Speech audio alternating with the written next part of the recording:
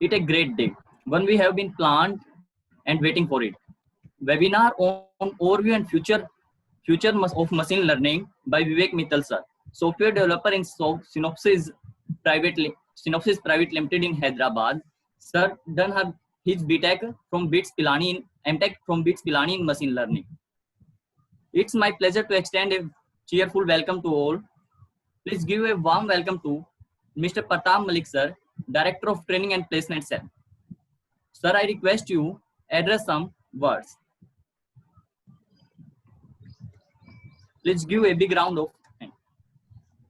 Thank you, Amit.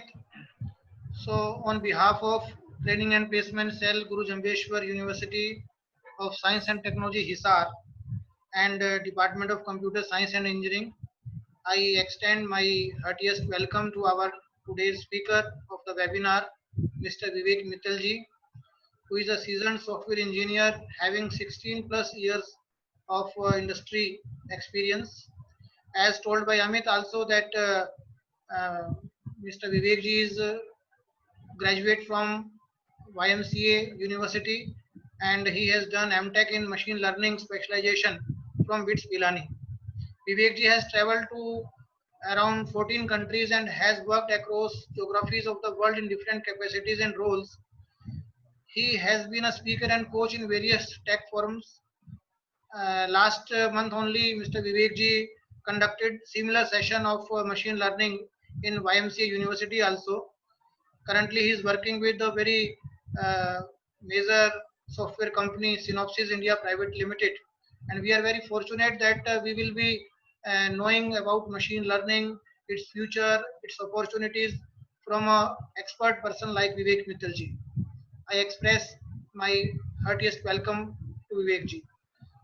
I also welcome our chairperson, CSC department, Professor Dharmendra Kumar ji, and all the students who have participated in this webinar.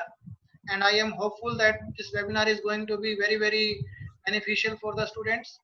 I also welcome our training placement coordinator, Mr. Jai Bhagwan ji, who is also present in this webinar. So without taking much time, again, I congratulate all the students for being part of this webinar. And Vivek Mittalji, special thanks to you. Thanks a lot. Thank you so much, sir. Now I'm inviting the Professor Dharmendra Kumar, chairperson of the CSC department. Sir, I request you address some words. Please give a big hand for him.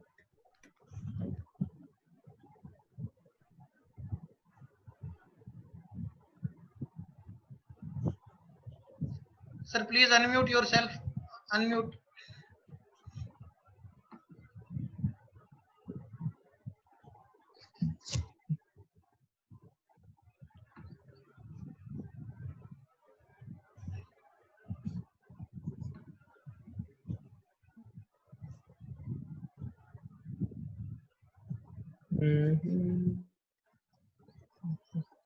Sir अभी unmute नहीं हो पाए हैं, एक बार unmute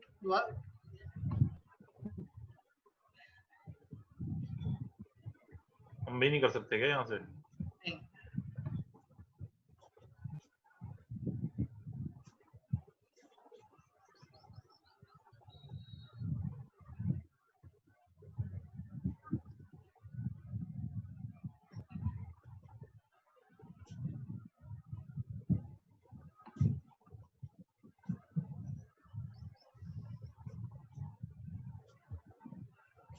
I think Dharmendra ji has.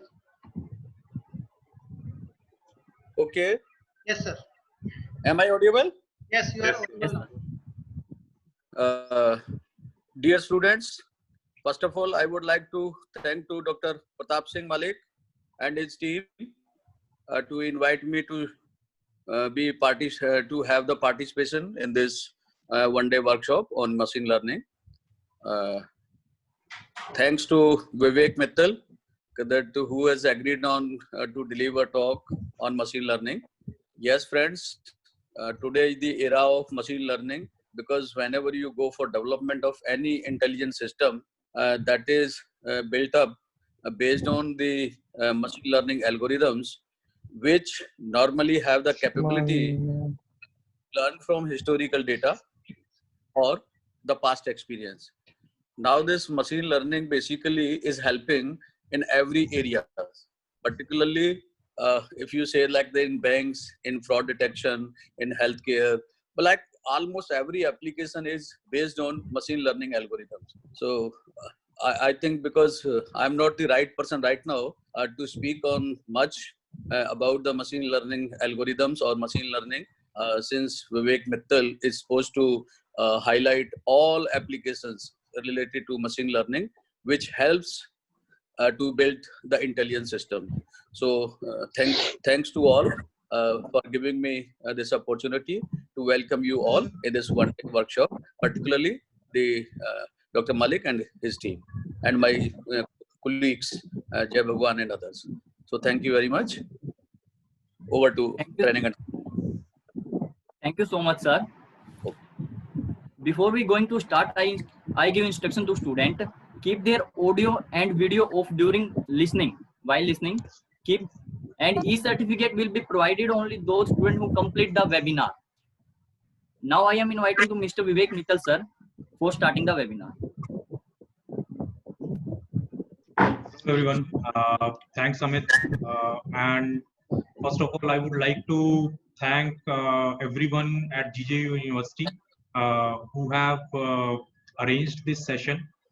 Special thanks to Pratap Singh ji and Dharminder sir and everyone else who was involved in arranging this session, because I see that in this lockdown period there are not many universities or institutions who are going this mile ahead for putting in effort to upskill their students. And if some universities are doing this, so students and everybody should acknowledge this, and this is really something great which institutions are doing. And as Dharminder sir just mentioned that he is not the right person to talk about it, so I would humbly say, sir, you are the gurus. So howsoever, whatever position we may go, we students, we will always be craving learning from you, and you can always guide us, sir. So with that, I would like to share my screen and start the presentation.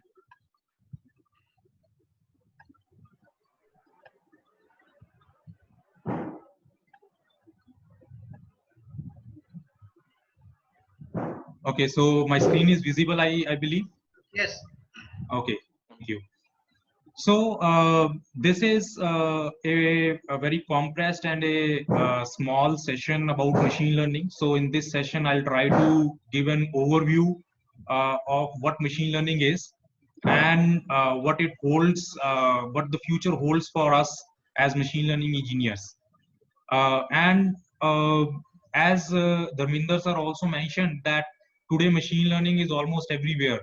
So almost everyone knowingly or unknowingly today is using machine learning in one form or the other. And in fact, there is nothing which cannot be learned about machine learning. So there is no inherent skill or technique which is needed. Everything in machine learning can be learned, and today younger and younger age people are learning it, and soon it is going to be a very normal thing that people might be using machine learning and might be developing models in machine learning. So this is a very good time to utilize this lockdown and this particular time to get an overview and to start learning about machine learning. So yeah, this is about me, as Pratap sir has already introduced me very well. So this is just a summary of that. I did my master's from BITS Pilani in machine learning specialization, and I have a bachelor's degree from YMCA Institute of Engineering. Now it is JC Bose University. I'm working with Synopsys India, and I'm in industry since 16 plus years now. And I like to answer questions. That gives me an opportunity to learn myself. And I'm comfortable with Hindi, English, Punjabi and English. So आप मेरे से किसी भी question में किसी भी language में मेरे से क्वेश्चन पूछ सकते हैं. So I'll be really happy to answer the questions, whatever I can. So this presentation, as I already mentioned, we have divided it into two major sections. One is the overview of machine learning. So that is just an introduction to machine learning. Definitely, we are not going into deep down of the technology. So we'll try to answer what is machine learning, why a particular thing happens in machine learning, and how it happens. And then we'll talk about future of machine learning and AI, and what can be our role in that future. So in this COVID situation, people are talking about various heroes of the society, like doctors. They are, I would consider them, they are the first layer of heroes. Then come the administration, the police, and everyone who is continuously working to improve the situation during the lockdown. That is, I would say, the second layer of heroes. And third layer of heroes I see as the engineers, the technologists, who will ultimately come up with some technology, utilize this situation, come up with some kind of technology to cope up better with these situations in the future. So this situation can be seen as a very good opportunity for all of us. And I think the world will look up to us, up to the engineers, for a specific solution for such kind of situations in the future. So with that, I would like to start with the core agenda of the meeting today. Like machine learning is developing very fast, and on a daily basis, there is a new terminology which is coming into this industry. So it becomes very important for us to understand the basic ones first. So we hear terms like artificial intelligence, machine learning, deep learning, data science. So we should first of all understand what are all these three things and what is the difference between them. So when we talk about artificial intelligence, so majorly I would say the difference between these terms is at the abstraction level. And artificial intelligence sits at the highest abstraction level. So it is a science which enables computers to mimic the human intelligence and behavior. So when we talk about artificially intelligent products like Sophia the robot, or autonomous cars, or things like that, Google Home, Amazon's Alexa. So these are artificially intelligent products.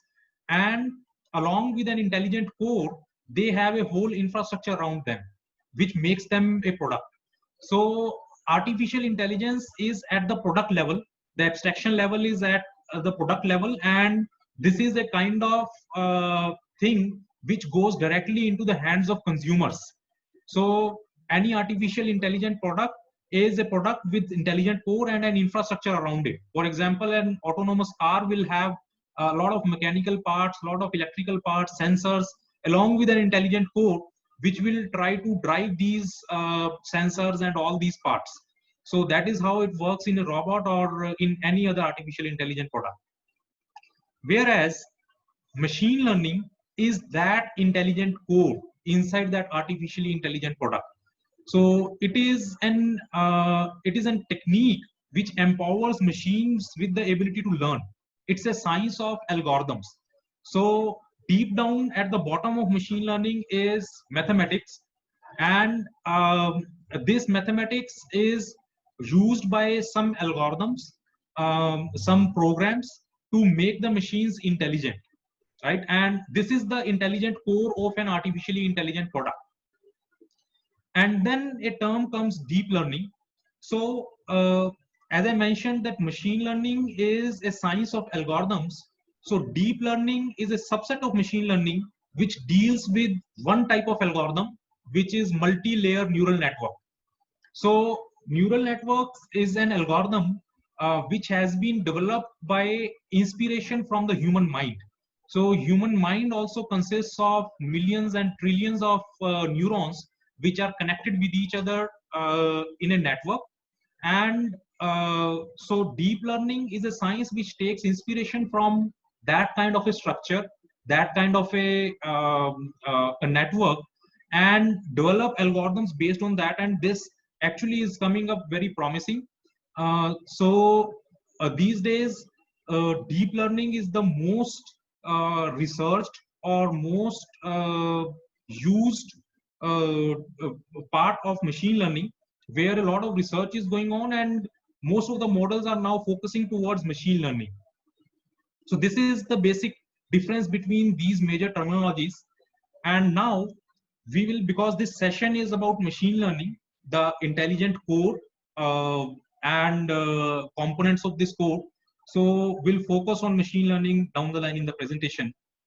And machine learning in itself is a very big topic. A lot of research on a daily basis is going on in machine learning. So when we look at machine learning, it is very easy to get overwhelmed by it, like how big it is, how can one learn. But I would suggest that the proper way of getting into it is going layer by layer. So get on to the basics, chew that, digest that, and then get on to the advanced topics as and when those things are required. Because there are lots of things in machine learning right now which a machine learning engineer may never use, may never need to use. But for some, that could be a very important part of information for machine learning. So we do not need to know everything of machine learning. We need to know what is important for our task, our career, our future, right? So with that, with that approach, we will move ahead in this presentation also. So a formal definition of machine learning was given by Tom Mitchell in 1998. As you can see that it was given in 1998. So it's a very old technique. It is not something very new, but now it has picked up because of few reasons. So one reason is that for machine learning to be successful, huge amount of data is needed. We will see that down the line. So that data, because of the internet, is available now. So one reason is that. And second reason is that to churn that amount of data, a very good or a huge amount of compute power is needed. So that also was not there earlier, which is available now. So because of these two reasons, majorly, machine learning as a science is picking up very fast. So let us go on to the definition which Tom Mitchell gave in 1998. So what he says is that machine learning is a study of algorithms, right? So algorithms, I hope all of us know what are algorithms. So these can be understood as computer programs, and how they are different from normal computer programs is that an algorithm is used to solve a class of problems, right? It is not specific to one kind of problem. Algorithm, any computer programs comes into the category of algorithm when it is flexible enough to solve a class of problems, right? So machine learning is the study of algorithms that improve their performance. P, whose performance? Algorithms performance itself. So this study is used to improve the performance of algorithms at doing some task T. Okay, so for a particular task, one algorithm is picked up, the best algorithm for solving that particular task, and the performance of that algorithm is improved at doing that task with the help of an experience E. So experience E here is the data.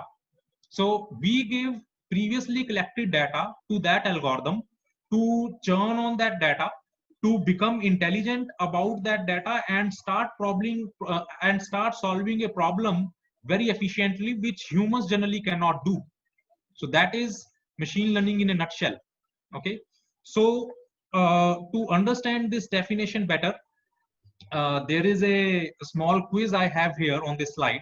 Obviously, you all cannot unmute and start answering this quiz, but I would like you all to think about it. So I will go through it. There is a definition of machine learning which we saw on the last slide, which is there on the top of this slide also.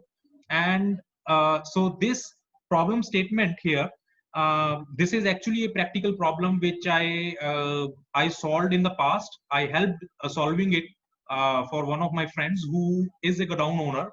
So basically, he is a tomato godown owner, and tomato is a very perishable fruit or vegetable. So meaning thereby it has a very less shelf life. And when a carrot of tomato starts getting rotten, it very fast rots the other tomatoes around. So it becomes very important for a godown owner to ship out the carrot which has gone ripe earlier than others, right? So this thing earlier was done by humans manually, going and checking into the godown, and if it is a very big godown, it used to be a very time consuming task to go and manually check which carrot is getting ripe, so that that may be put out earlier. So a machine learning model helped this guy solving this problem. So this is a statement about that. Let me read it out. So what it says is, suppose you are a tomato godown owner. You daily monitor and label out the carrots of tomatoes which are left with lesser shelf life. Why? To ship them out earlier than other tomatoes. Now, a machine learning model watches and learns about this labeling and automatically predicts the age of tomatoes by an accuracy of 92%. Right? So now, with the definition of machine learning which we have understood, what is task T in this example? So I would request all of you to take your time to understand, to recall the definition of machine learning which we just understood. So basically, algorithms, they improve their performance at some task T, right? So in this particular problem set, the task T is to predict the age of tomatoes. Okay. Now, what is the experience E in this example? So in the definition, we studied that this task, this performance improvement happens with an experience E, and experience is the data, previous data. So in this particular problem set, watching and learning from the labeling which humans did, that is the experience E. And what is the performance P in this example? Which is now very obvious. The performance is 92% accuracy. So I hope that this problem statement has made the definition of machine learning a bit more clear, and it might have got all of you thinking also about the topic. So with that, let's try to understand machine learning in another format, or I would say a layman format. So we can all make out that machine learning is a good amount of automation, but automation was introduced by computers way back. So how is machine learning different from that? So machine learning can be said as automating this automation, right? So if I have to differentiate it with traditional programming, so in traditional programming, what happens is that there is a computer and a data is fed to the computer and a program is given to it. Then computer operates on that data with the help of that program and gives an output.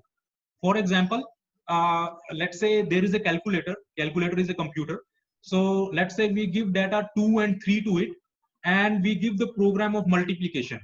So the output of the calculator will be 6. 2 into 3, 6. And let's say we give the same data 2 and 3 to the calculator and give a program of addition to it. So the output now will be 5. Right? So this is traditional programming. We give the data, we give the program, and computer gives us the output. Now in machine learning, what happens is that we give data and output, expected output to the computer. Now it becomes the responsibility of the computer to generate the program for us. So if we take the same example, let's say we give data 2 and 3 to the computer, and along with that we give the output 6. So the program which computer should generate ideally should be a multiplication program. It cannot be addition or division, right? Because 2 plus 3 is 5. It's not 6. But the output which we have given to the computer is 6. So that means computer has to generate a program to multiply this input which we have given to it. Similarly, if we give data 2 and 3 and we give the output as 5, then computer should ideally generate a program of addition. So that is machine learning in a nutshell. So what we give huge amount of data to computer along with the expected output which we have seen in the past, and then computer generates a program or a hypothesis. It may not be very accurate. It is based on probability. So 2 and 3 and 6, this is a very simplistic example, but the machine learning programs are actually much more complex than this, and the problems are much more complex. So achieving 100% accuracy in the results is not possible in machine learning. So it is based on probability. So that is why we give a huge amount of data and expected output for that data, and then computer churns on that data and comes up with a hypothesis or a model or a program which tells that if this type of data is given to me in future, which is totally previously unseen, I will operate this program onto that data and give an output with some probability that let's say 92% probability is there that the age of this tomato is now 3 days only. So better you ship it out earlier. So this is the difference between traditional programming and machine learning. Okay. Now it is very important to collect the ingredients or to have all the tools in your arsenal before you start solving a problem. So it becomes important to understand what are those ingredients and what are those tools. So first thing obviously is the problem statement, right? We should know what is the problem which we are going to solve. So today machine learning is such a flashy domain that everybody wants to do it, but most of the times when they start doing it, they don't get a problem to solve, right? So that is very important. You should really have a practical problem to solve before jumping onto machine learning and before using machine learning for it. Then obviously data. Data is very important. It is the food for machine learning. Data is the experience, data is the input on which a machine learning program trains itself. Then mathematics. So as I earlier also mentioned that at the bottom of it, almost everything is mathematics in machine learning, mathematics and algorithm. So, and a very elementary form of mathematics is needed, not a very advanced kind of mathematics.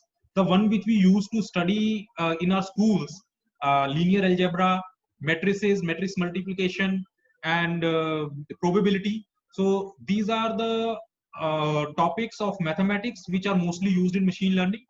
Then computation systems, they are very readily available these days. So computation systems are needed, good compute power is needed. And then there are some tools like a person should be well equipped with a programming language like Python, R, Octave. All these languages can be used to do machine learning problems, but Python is the most used and most famous language coming out because it is highly crowdsourced. So people are developing libraries in Python very fast, and generally it so happens that whenever I think about a problem in Python and I Google about it, I find a solution about it. So I don't have any, I don't even need to write the code myself. Somebody somewhere has written the code and posted it online. So it is that much supported language. And there are lots of libraries also, wonderful libraries in Python, free to use. Then some development environments like Jupyter Notebook, Google Colab, Anaconda. So these are the development environments to compile and execute Python, and they come really handy for machine learning problems. Then libraries, as I already mentioned, that Python is very rich with libraries. So when somebody starts learning machine learning, so these are the names which everybody listens first of all: scikit-learn, NumPy, Pandas, Matplotlib. So these are some of the libraries. Then some advanced frameworks. We necessarily do not need to use them all the time, but these are good frameworks. Like if somebody goes into advanced machine learning, so it is good to know these frameworks: PyTorch and TensorFlow. PyTorch is by Facebook, TensorFlow is by Google. Then code management system like GitHub, this is also free. And discussion forums are very important. As I mentioned earlier, that I go and Google a problem, and most of the times it so happens that I find a solution to my problem.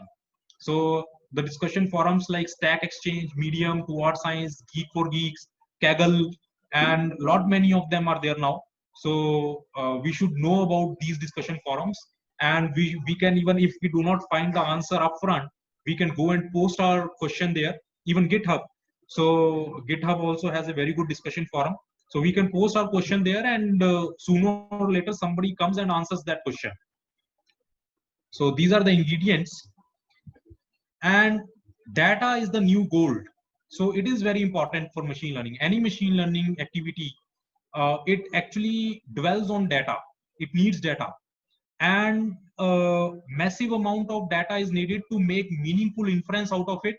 And because a huge amount of data can be dirty data, it is very raw form of data, it is unstructured, so processing on that data is also needed.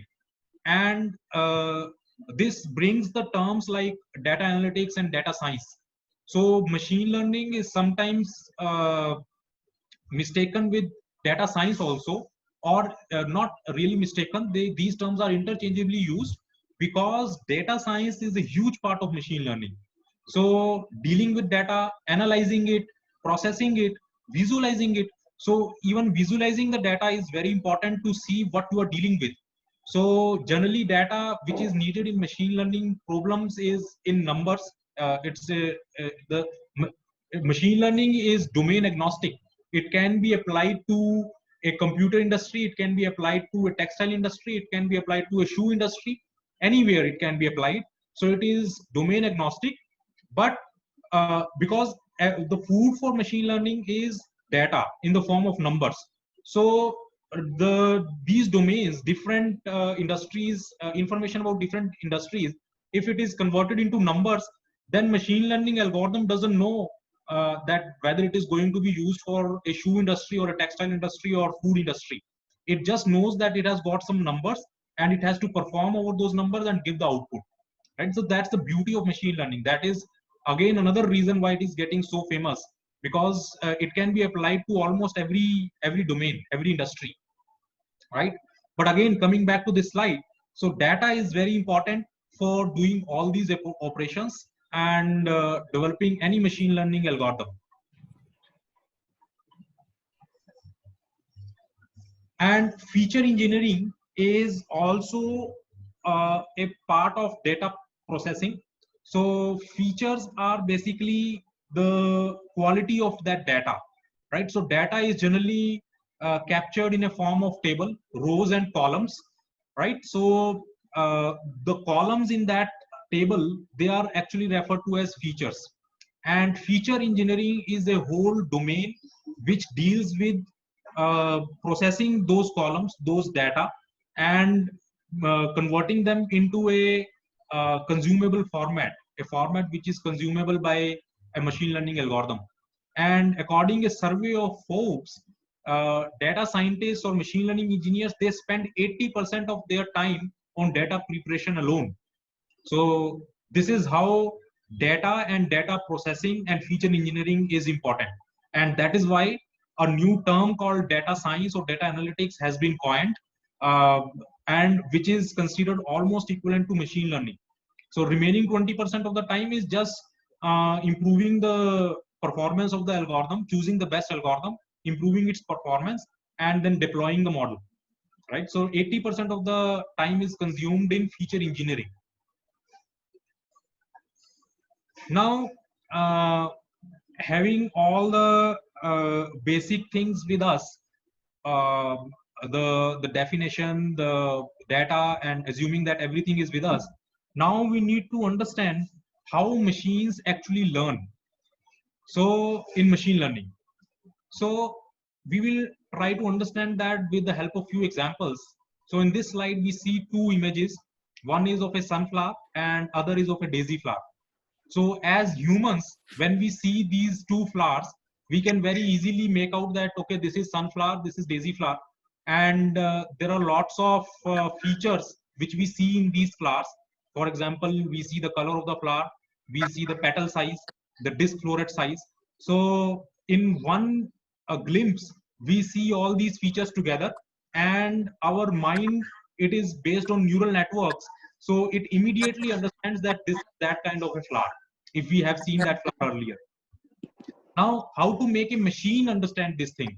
How can a machine differentiate between sunflower and daisy flower if a new flower is shown to it?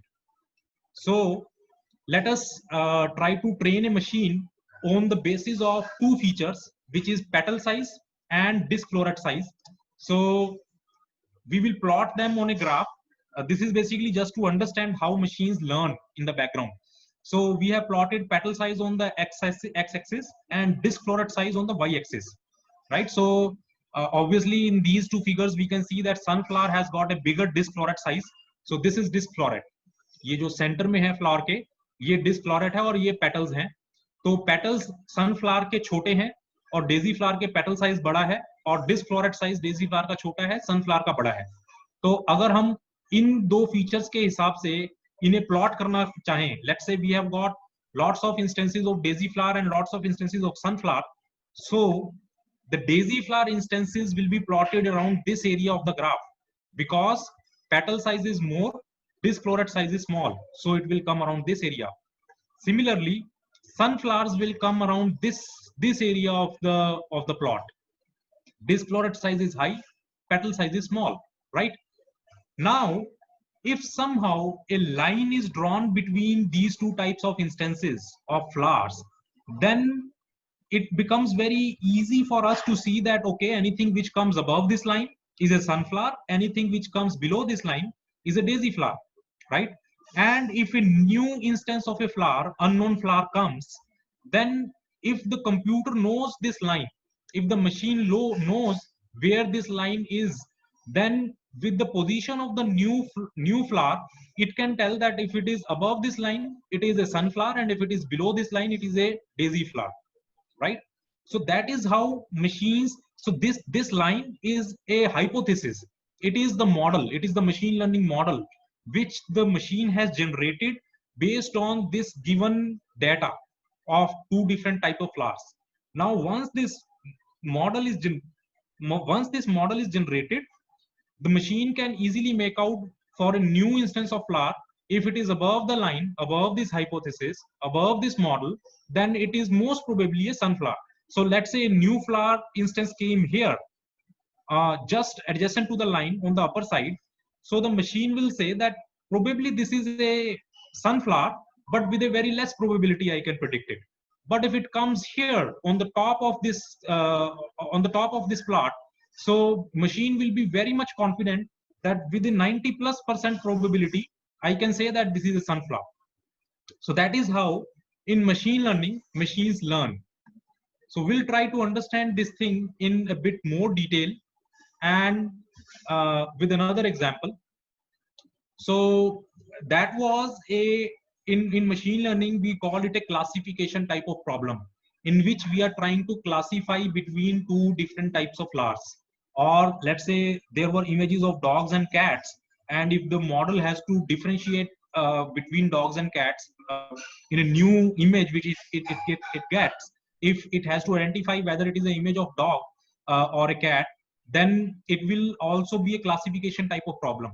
So now this was a classification problem, and now we will try to understand it with a regression type of problem in which there is a prediction of a number. Okay, so let's say there is a company which does cold calls, sales calls to the prospects, and depending on those cold calls, the sales of the company increases. So let's say these are the instances we have plotted on the graph. More the number of cold calls, so more is the sales of the company to a certain level, right? So now if somehow we are able to draw this line along these points, then we can very easily predict that if, let's say, this is the number of cold calls, 500, then the sales of the company for that particular month can be $50,000, right? So, but again, the point is that how to come up with this hypothesis, this line. So if we see the mathematical formula of this line, we can represent this line in this format.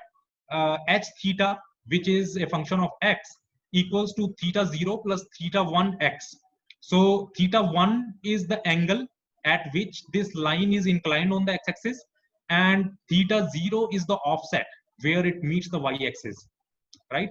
So this line can be plotted with the help of this equation. Now the problem is how to come up with this equation. This equation is called the hypothesis.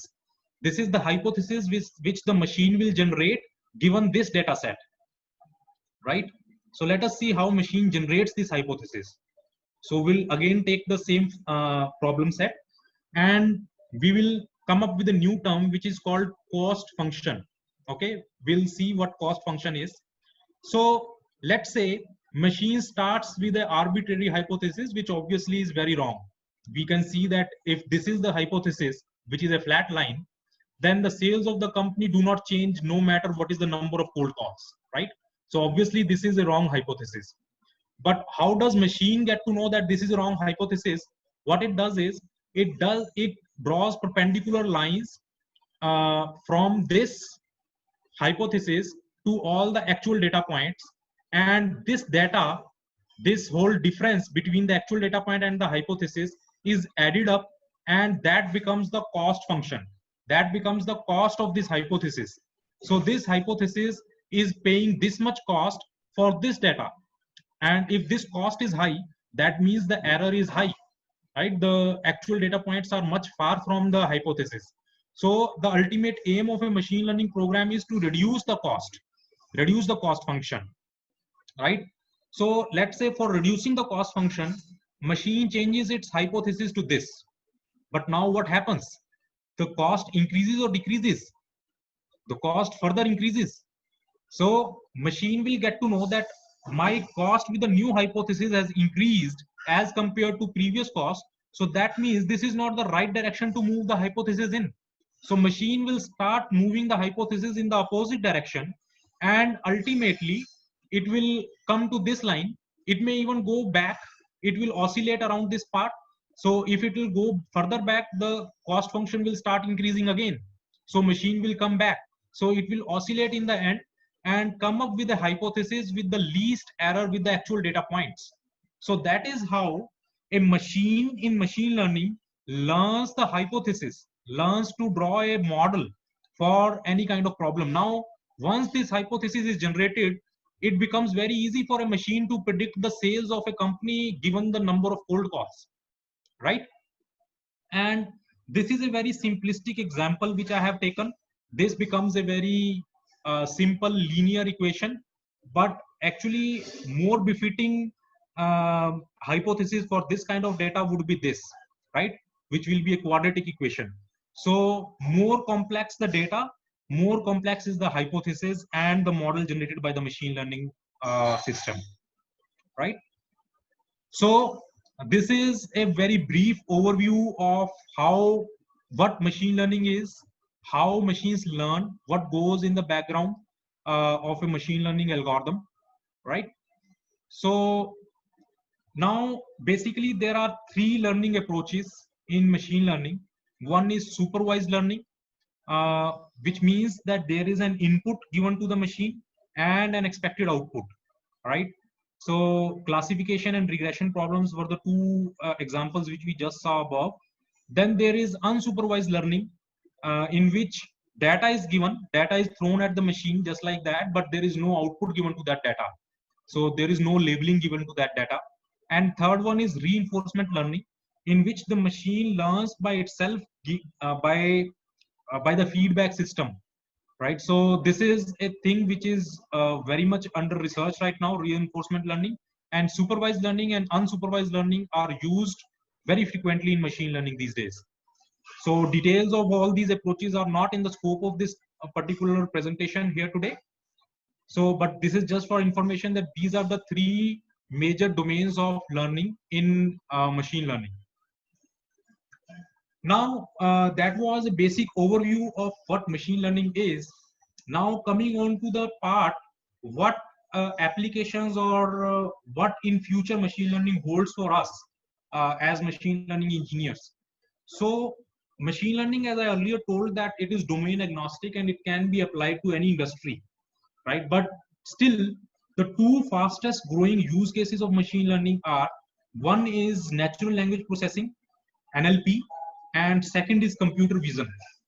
So in NLP, machines are able to talk, and in computer vision, machines are able to see, right? So these are the two major areas where a lot of research is also going on, and lots of consumer products which are coming to us as end consumers, they are actually using these two type of the domains, the use cases of machine learning. There are many other use cases also which are used in industry, but those are B2B. Businesses are using them. but they are not actually coming to the end users, those use cases.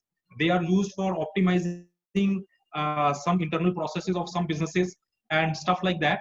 But we as end users do not get to know about all those things. So we as end users, we generally see the use of machine learning in natural language processing and computer vision. So let us try to understand what are these two domains.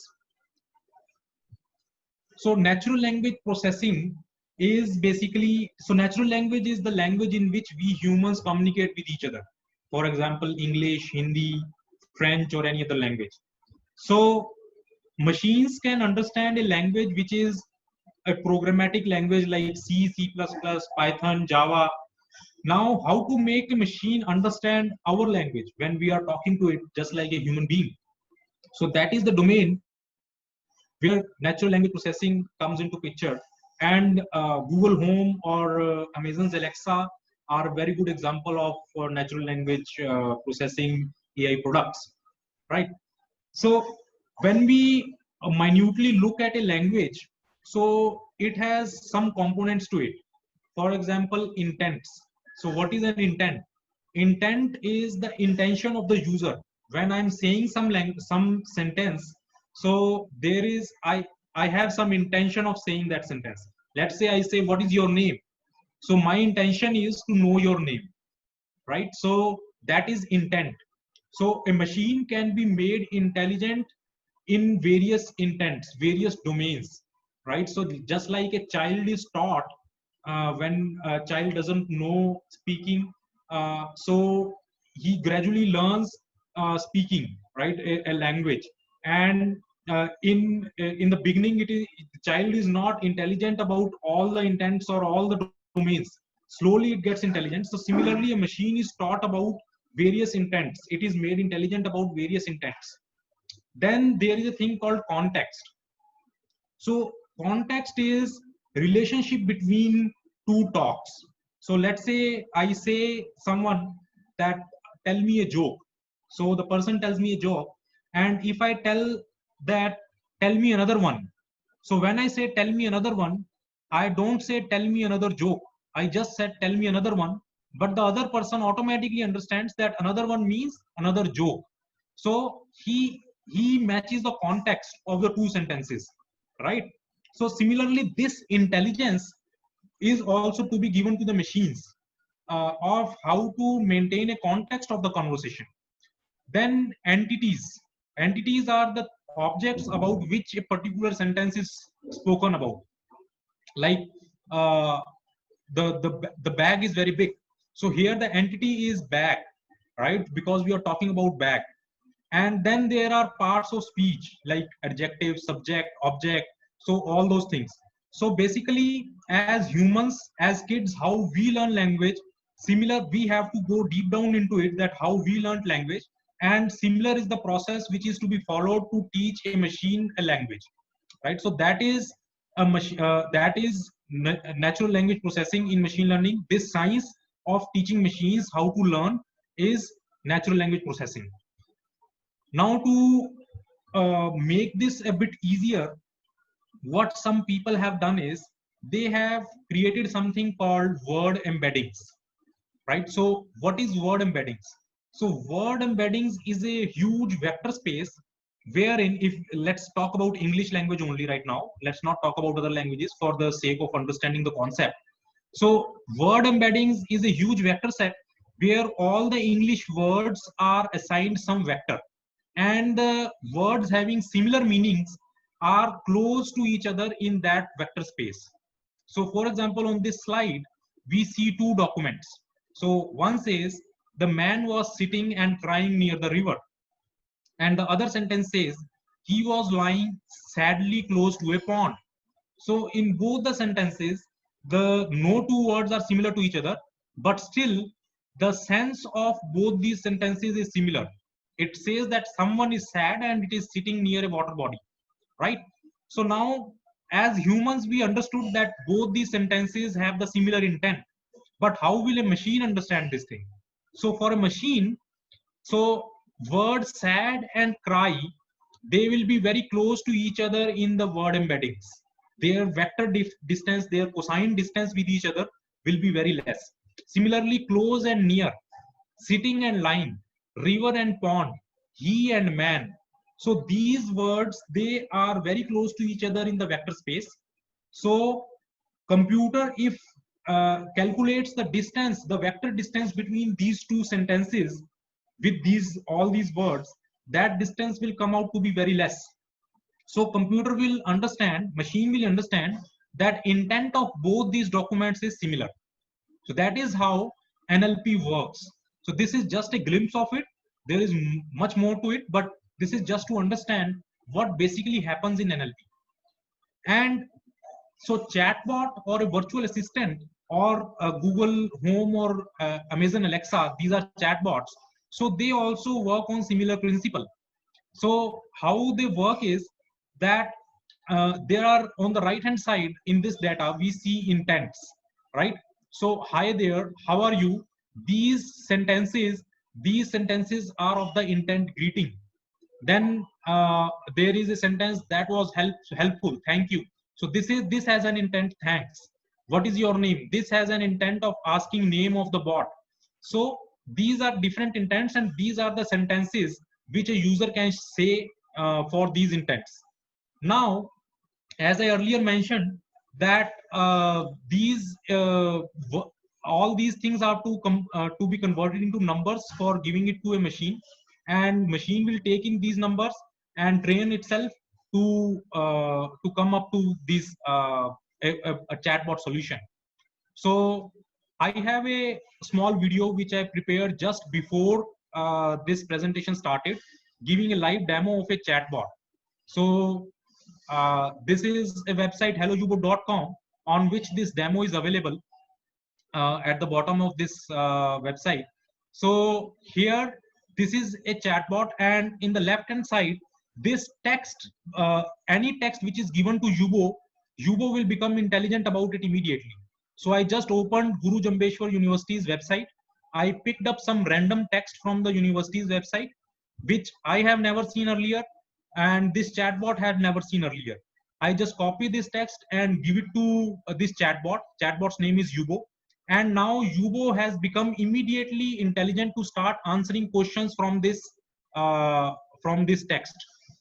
So in fact, what we are seeing here is that a chatbot is even surpassing the human intelligence, because if a human had to answer these questions, he would first need to go through the text, understand the text, then understand the intent of the question, and match the relevant context in the paragraph to give a proper answer to that question.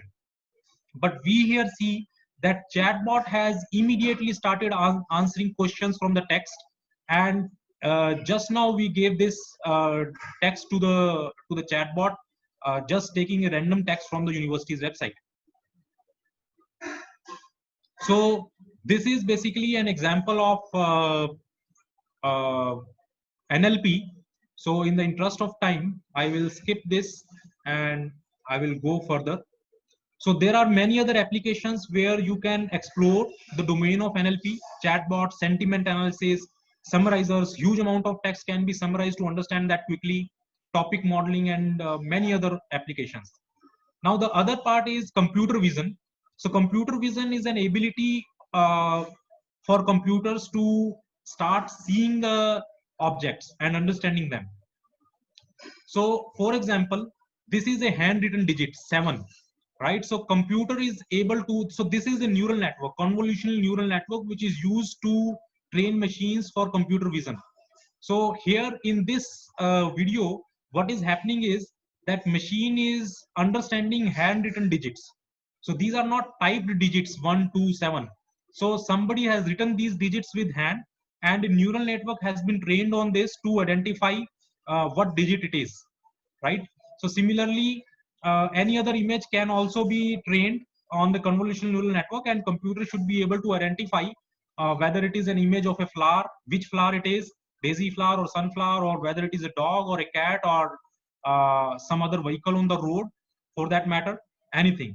So this is just an example of computer vision. And I have one more video here, which is very relevant in the COVID situation. Somebody has developed this this model to check whether people are maintaining social distancing or not, right? So he is able to identify the humans on the road, and when the humans come very close to each other, it colors them red. That means they are not following the social distancing properly. And now this is another use of computer vision, where a machine learning model is identifying whether the person is wearing a mask or not. And if the person is wearing mask, only then computer is allowing him to enter into the building. So now let's say a person without wearing a mask comes in, so machine will automatically recognize that there is no mask, so it does not give the access. And the moment person applies the mask, the machine will recognize it and will give the access to the person inside the building.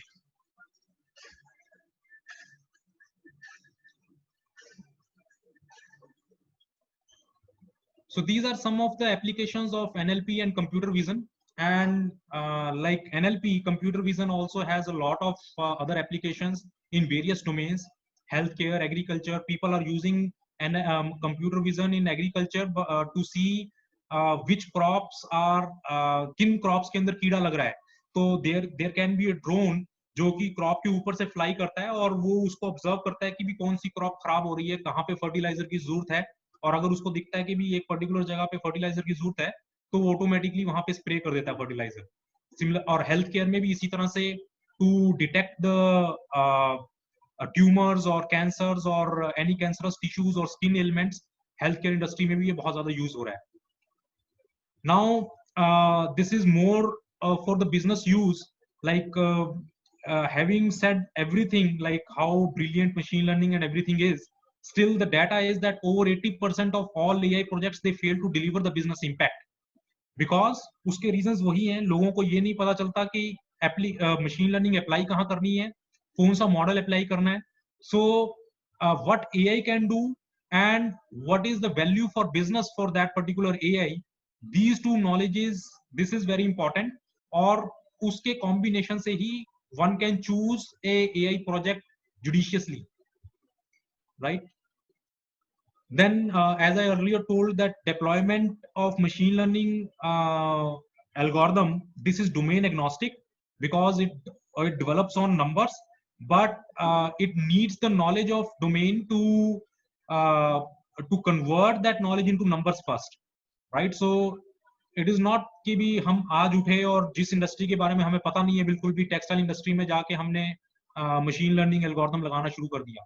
So there has to be someone who possesses the knowledge of that domain, and he helps us in converting the knowledge of that domain into particular format which a machine learning engine can consume, and then only the whole pipeline becomes successful, right? And with this we come to the last slide of the presentation. What is there to explore for us? So machine learning में development और progress बहुत speed से हो रही है, but still there are lots of opportunities for newcomers also, because as I told that domains like data collection, data generation, this is 80% of the machine learning part. If somebody eases that part out, so that will be a huge opportunity, that will be a great help to the machine learning engineers. क्योंकि इतना time अगर वो data cleaning में consume कर रहे हैं, और if some industry comes up, some company comes up who says के भी हम आपका डेटा कंप्लीट क्लीन करके देंगे, डेटा जनरेट करके देंगे, there are lots of companies who are generating synthetic data for the machine learning problems. So that is one domain. And having all the good effects of machine learning, there are lots of bad effects also. Like recently we saw some videos of some politicians speaking some rubbish which they never said, लेकिन वो machine learning से it was made to believe that those people are actually speaking those things. So these are potentially very harmful effects of machine learning, और इनको cater machine learning ही कर सकता है. So there is no other way to cater the problems created by machine learning. So it is machine learning only. So that is a huge thing which nobody is thinking about right now, but that is a great opportunity. Then making higher level of abstraction for the libraries. अभी machine learning बहुत technical चीज sound करती है, तो उसका level of abstraction ऊपर लेके आना, उसको easy बनाना layman के लिए भी, तो वो वाली चीजें. or developing other tools to help ML engineers. So these are all some of the opportunities which are lying ahead, which I can think of, and there will be much more than them which will come in the future. So it is a very right domain, very right time to enter this domain, very right domain, and all the best whosoever wants to get into it. And thank you. Sir, for sharing your valuable knowledge with us. Now Nikhil will ask some question. Hand over to Nikhil. Hello, sir. Hi, Good Nikhil. afternoon. Good afternoon. I'm going to address some queries which have been asked by the students. Okay. Okay. So first question is by Deepak Kumar. His Okay. question is about efficient way of learning machine ML and sources which should be preferred, like YouTube or books, or either go for paid versions. Okay.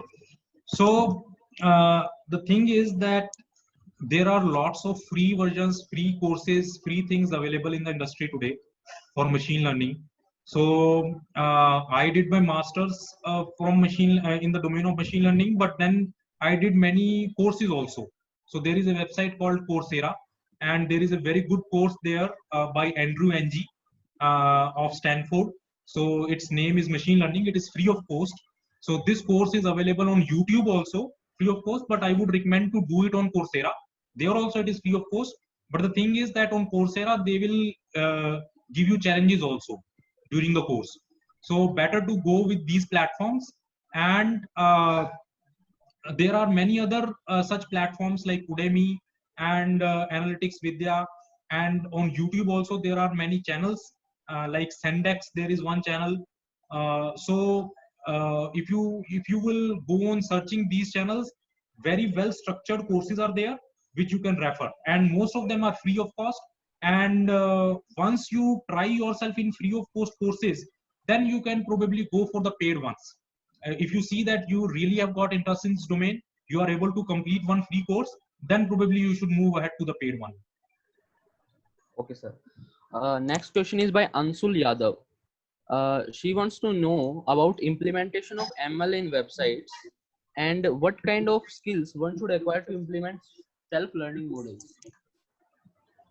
The second part of the question I could not get, but let me first answer Loudly. the first part. Speak loudly, please. Okay. Let me answer the first part of the question first. So how can we implement machine learning in websites? So as I just now showed you a video of a chatbot, so that is a very good example of making a website intelligent. So many businesses today are taking help of these virtual assistants or chatbots for customer support, for sales. And there is a study by Gartner which says that by 2022, 85% of businesses will definitely have a chatbot on their website. So what that means is chatbot is just like a front desk. When we go to any industry or any company, so there is a reception there which helps us understand, helps us resolve our basic queries, right? So chatbot is a similar kind of thing. It's a salesperson or sitting on your website 24/7. So if you go to that website, any website, and the chatbot is there, so today users, they don't want to read through all the content in the website. They want to just ask pinpointed questions to the chatbot or someone who can answer the questions and get resolved their queries there itself. So that is one way in which smart websites can be created. I could not get the second part of the question. So, sir, second part of the question was, what kind of skills one should acquire to implement self-learning models? I mean, Self-learning modules. Models. Self-learning models. So obviously, first of all, you need to know the basics of machine learning. So even if it is a self-learning model, it has to be coded with some algorithm first of all. So you need to know Python, the basic language for machine learning. Then some basics of machine learning. So self-learning model is under the category of reinforcement learning, right? So that is a domain where a lot of research is also going on, and it is very interesting. So there are lots of models which are self-learning to play games, right? So those kind of things are there. So basic requirements is to know machine learning and Python. Okay, sir. The next question is by Saloni. She wants to ask how to apply machine learning in real-time data and wants to know briefly about reinforcement learning. So in real-time data, so the thing is, first of all, a model has to be trained, and that has to be a static data. That cannot be a real-time data. So once the model is trained, it can then take in the real-time data to do the predictions. Okay. So first of all, a static data, let's say if we have to prepare a model to predict the age of a tomato, so we need data, previous data, which is static in nature. That if the situation of tomato is like this, the color of tomato is like this, the waves passing through the tomato, they change their wavelength like this, then the age of tomato is this, right? So once this static data will be needed to make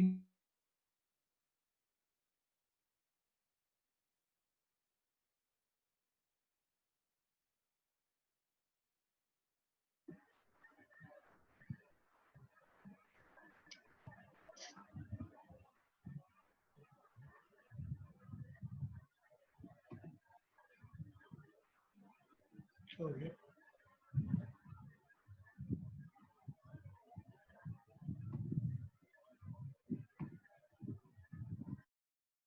some data, and based on that intelligence I predict something, then I will ask for a feedback from the user whether my prediction was correct or not. So if the user says yes, then I will make that model stronger. I will say that I did good prediction, that means my hypothesis or my model or my equation which I have generated is correct. I will put more emphasis on that.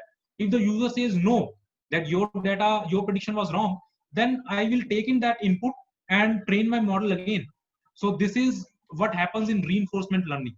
So model learns on the fly. Okay, sir. So next question is by Ashish. He wants to know if there are any careers related to machine learning which do not provide programming. Are there any what? Are there any, matlab, are any careers in machine learning in relation to machine learning which do not need programming? Are there any carriers? Yes, Yeah, which do career not means need career programming. opportunities, na? Yeah. Career Career opportunity. opportunities. Oh, carry. So, okay, okay.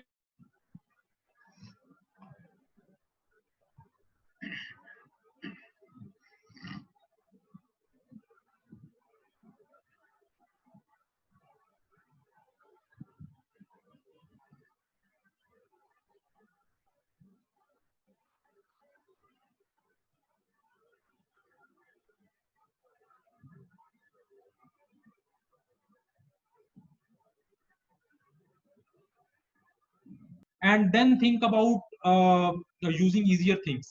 So I cannot think of any career as of now. Like if you have to get employed as a machine learning engineer, so obviously the employer will expect you to know machine learning, right? So without knowing machine learning, you will not be hired as a machine learning engineer. You can be hired as a user of that technology. That's a different thing altogether. But then that will not be machine learning engineer. Okay. Sir, Mitesh Mehla have a question in which he wants to ask that can artificial intelligence reach to the point where it can replace all computer programmers and other stuff related to humans? No, so the thing is that similar was a threat which was floated in the air when computers first came, right? So Mm. when we were kids, so computers came in 90s, and we used to hear that they will eat up all the jobs. But what Yeah. happened? They created more jobs, right? Yep.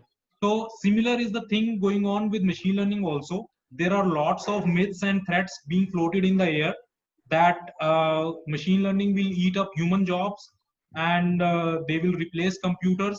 So one thing to understand is that machine learning, it needs computers. It cannot replace computers, right? Without computers, machine learning cannot be done. And then humans are needed to operate those computers, right? So if more and more advancement happens,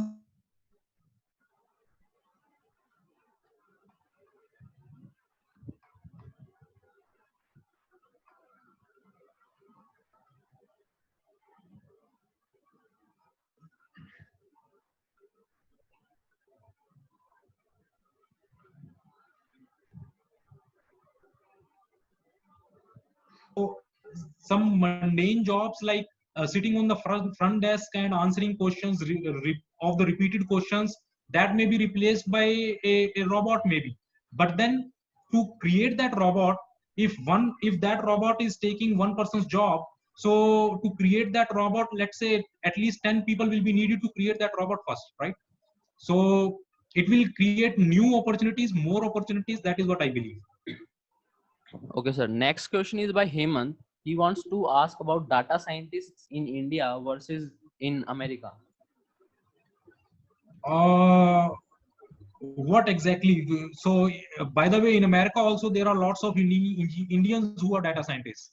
So so there is no difference. So software is such a technology which is not location dependent. Like right now, the lockdown situation is going on, and most of the companies are doing work from home. So software industry is one of the industries which is least hit by this work from home culture, because a computer engineer just needs a machine. It just needs a computer to start working. So the location doesn't matter. And as far as the skills are concerned, so people are equally skilled, both in India as well as in the US. And people in the US are hiring a lot of Indians also. So because maybe here the universities are teaching the